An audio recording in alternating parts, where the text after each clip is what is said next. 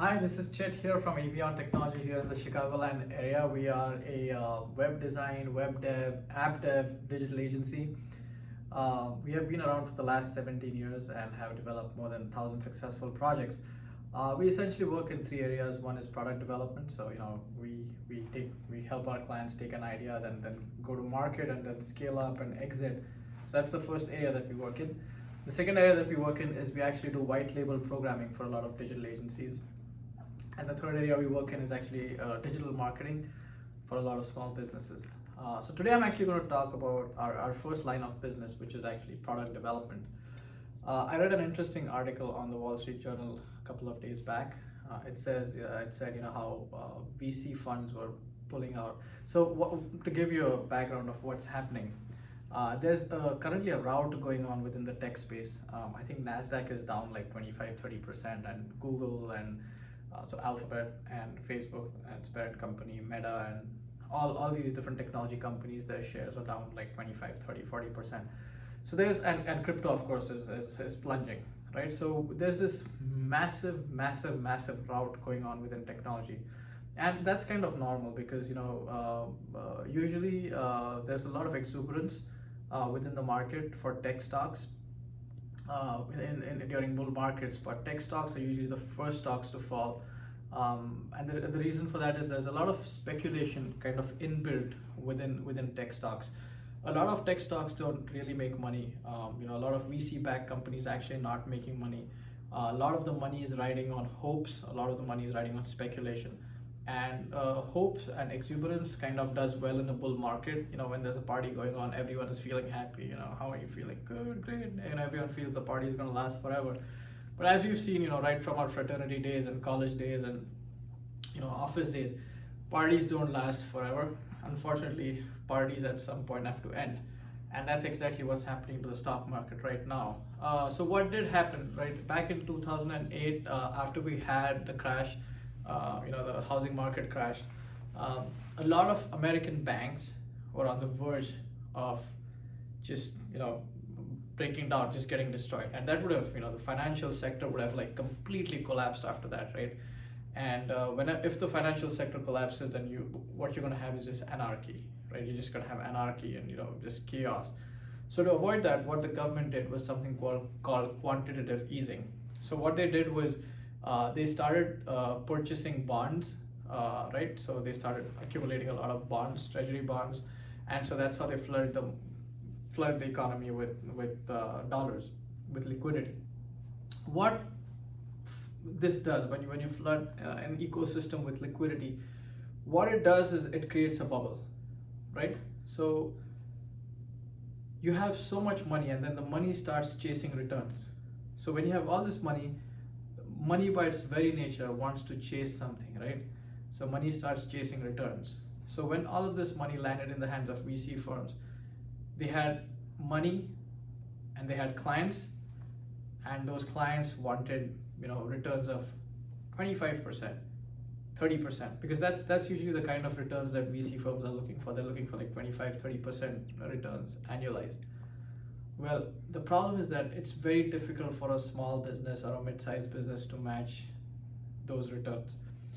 The only companies that can get those returns are companies that are growing, like exploding, really exploding exponentially, and that's tech, right? These days, that's tech companies are the only companies that are like literally blowing up. So VCs start going after tech companies. Now, in the first cycle of a bull market,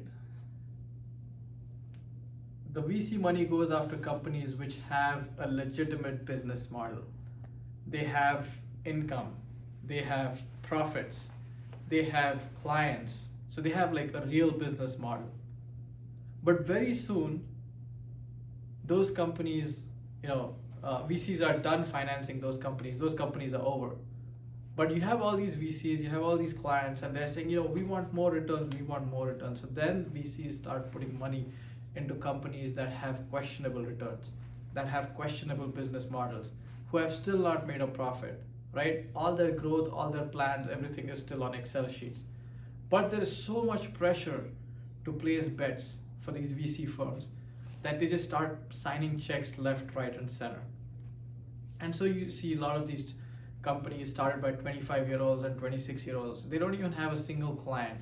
Their product is still not even stable. They don't even have full-time employees, but they have VCs who have given them $3 million. And suddenly, what do? They go and rent a swanky office. They sign a 2-year rent at a swanky office. They have office hours. They have happy hours, and they'll have all these different. They'll just basically end up blowing a lot of that money, and then they go back to the VCs, and the VCs say, "Oh, you ran out of our money. No problem. Here's a couple of more checks." So they'll give them another 2-3 million based on some Excel sheets and some PowerPoints. So essentially, what we have is we have one big party going on, right? So you have the U.S. government, which floods the market with money, which floods the ecosystem with money. The money reaches into the hands of the citizens. Once the money gets into the citizens' hand, you have those citizens go to VC firms and say, "Hey, here's my 100,000. Here's my 1 million." Those VC firms take all that money and start making bets on that money. Some of those bets are legitimate. Some of those bets make sense. A lot of those bets don't make sense because that money those bets are being placed on businesses that do not have a good business model, right? Now, this works in good times, this works in a bull market, and so it worked from 2012 to almost 2022. It was a 10-year bull market, or even before, from 2008. This worked because the party was going on. Now, guess what has happened? Now the party is getting over, right? You have a bull market and then you have a bear market. So now we're getting into a bear market.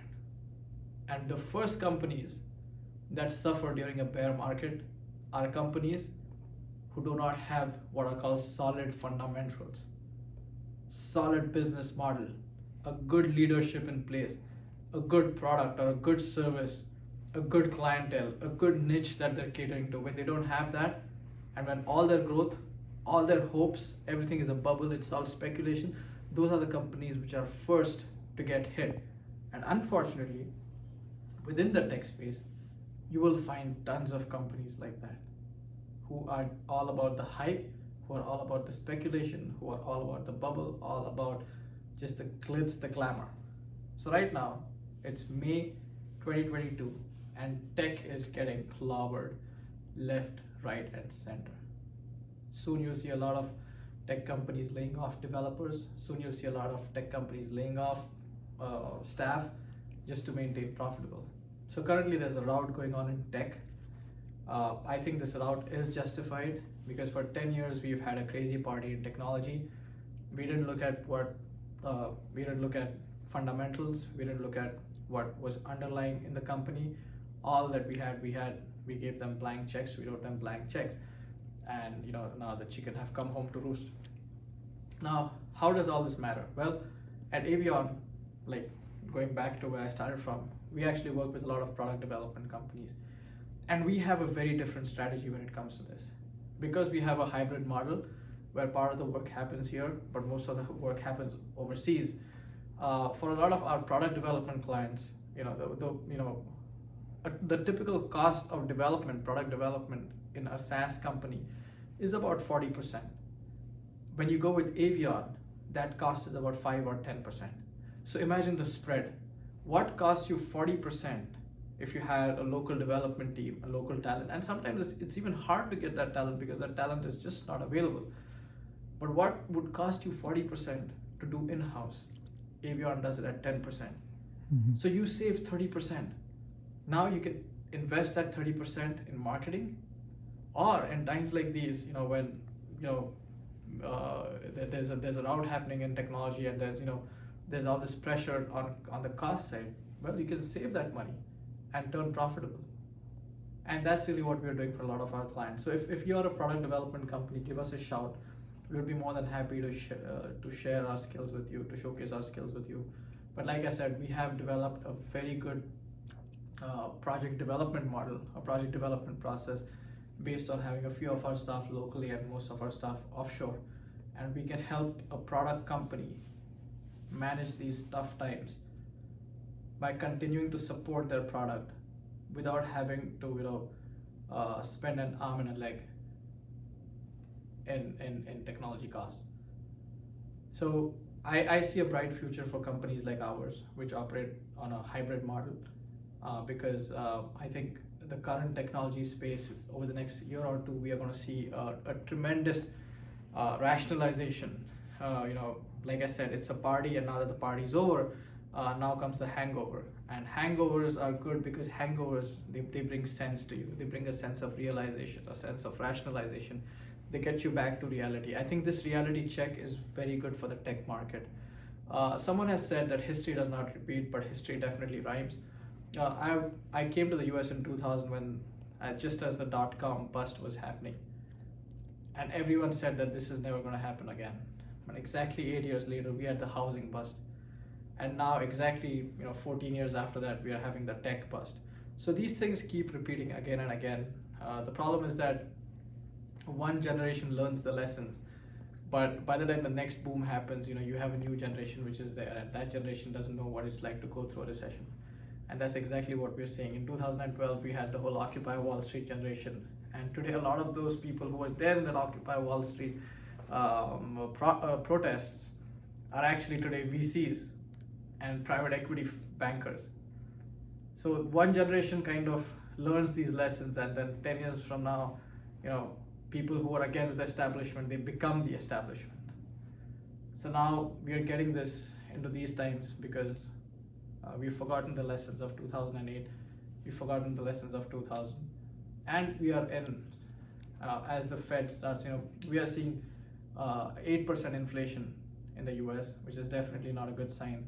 So I think the Fed will have to increase the interest rates to apply some kind of brakes on the economy, to make sure that inflation doesn't go out of control, which means that we are going to be in a recession 6 months from now, or about a year from now for sure.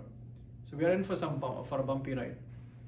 But like I said, if you are a tech company, if you're a startup, do give us a shout, or companies like Avion a shout, which have this hybrid kind of a model, because we can save you a lot of money during this time without sacrificing the uptime or the maintenance or even the development cadence of your product. Chet here from Avion Technology, based in the Chicagoland area. These are my coordinates. If you like what I just said, press like. If you want to share it, please share it. Or if you want to subscribe to our channel, please press subscribe. Thanks so much. It's Friday today, so have a great weekend. I'll see you on Monday.